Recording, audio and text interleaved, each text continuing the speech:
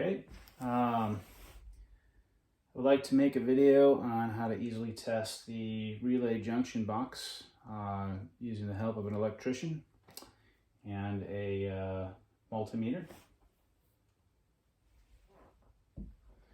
And so you're going to have landed this with the electrician before you come test it.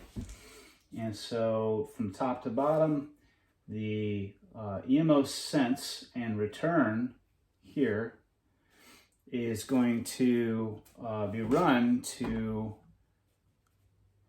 EMO switches along the wall.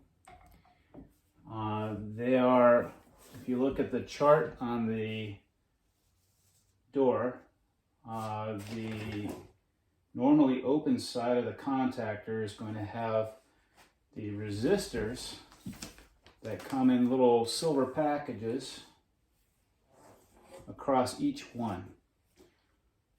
Now it depends on how many you have. You can have up to 5. They only provide 4 resistors, which total 640 ohms. Those all get run in series. And then your electrician can either pull off the leads and test the resistance by itself, to where then you would hit your EMO button, which would open the switch and allow the resistor to be read. Okay. Now your EMO off here is run on the normally closed side of that contactor. And that's just a straight wire pair across in series again, across the EMO switches. All right, as you go down the list here, we have a bank of interlocks that the customer can define. Typically, this is for spare interlocks, like for instance, maybe a last person out circuit. In this case, we have not decided to show that. That'll be in a future video. As we go down to the next set of contactors, we have the DC door switch, and this goes just a wire pair out to a 24 volt DC relay and switch on the vault door. Okay, to where you would be able to test that with the electrician. Okay, now what you're going to do is just go across both and push the button at the vault door. This needs to not be grounded and not have external power on it. Okay. Below that is the neutron door. Those are also optional and will be in a future video. In the fourth terminal block here, at the top we have warning light power in. That is supplied by the hospital. That'll be 120 volts, and you will test that with a multimeter with the electrician. Okay, so you'll go to ground, which you can just use the door on the Relay Junction Box and test. If I can get this set up here.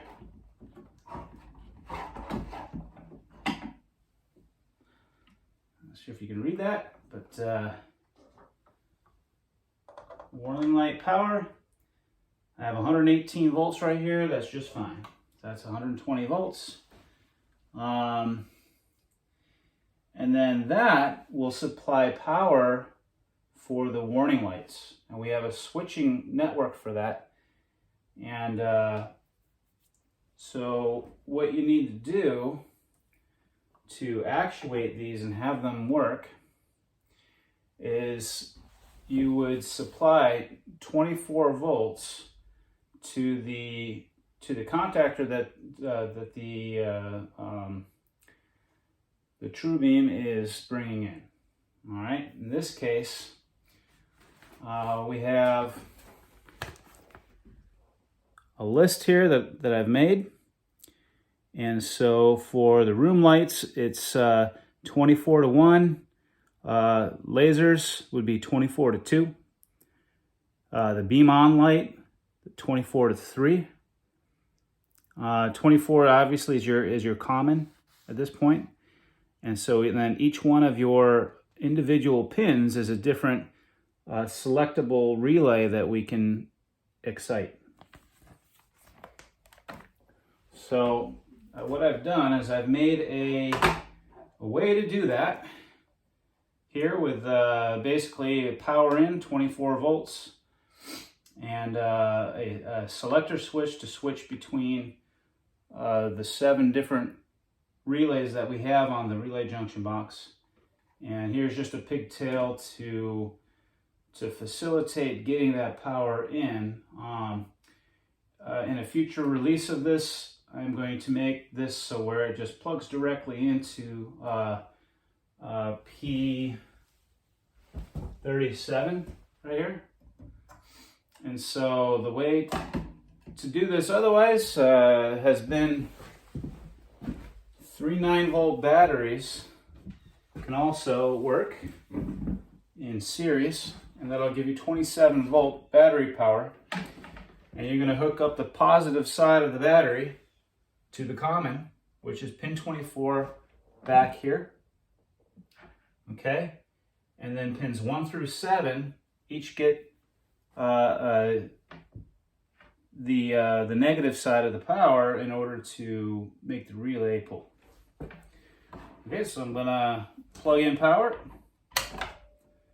All right, so 24 to 1 is room lights,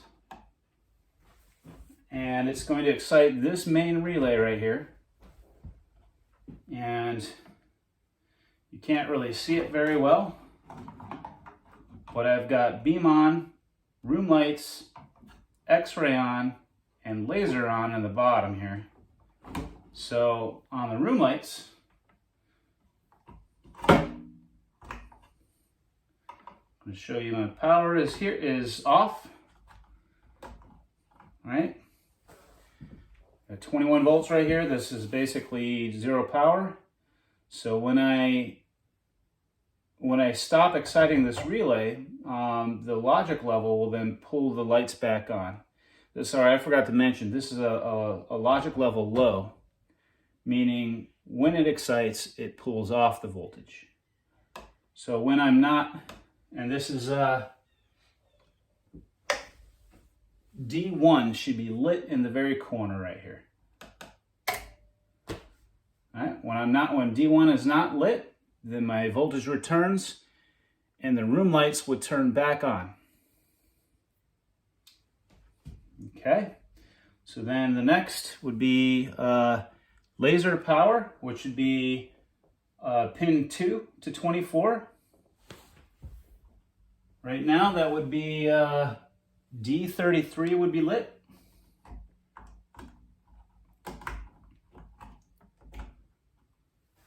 And I've got power to my lasers right here. In this case, it would be 4 lasers in parallel. All right, so 24 to 3 is your beam on light. This would be lighting the light outside the vault door.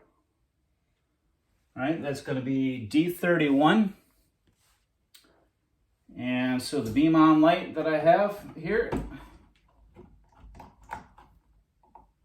will get power, 120 volts. And when I'm not on 24 and 3,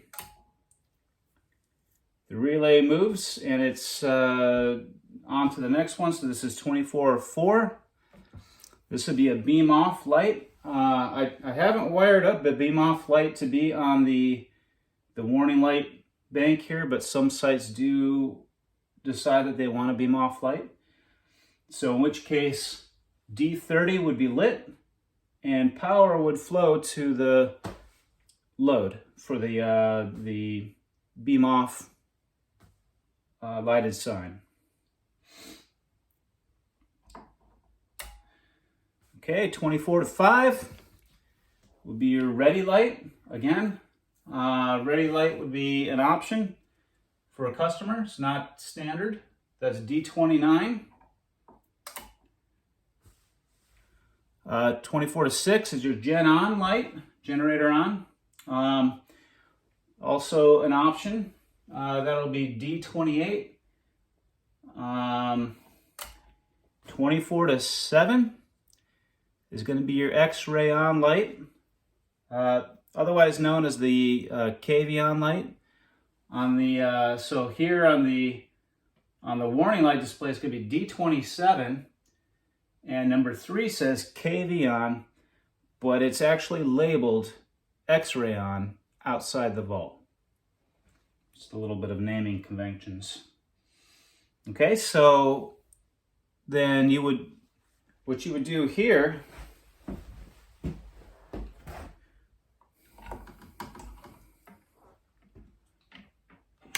is you want to make sure that there's no power on anything except for warning light power, power in 1, which you can't see, power in 1, and room lights. So it would come in on main room 1 and then back out room light 1. So those are the 3 places power goes. Room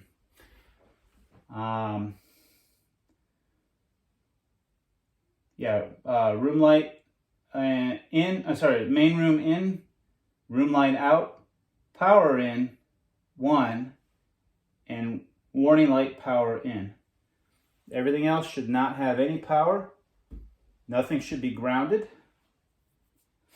And you want to make sure also that the doors, specifically when you close the vault door, that the act of pushing the button doesn't ground the switch.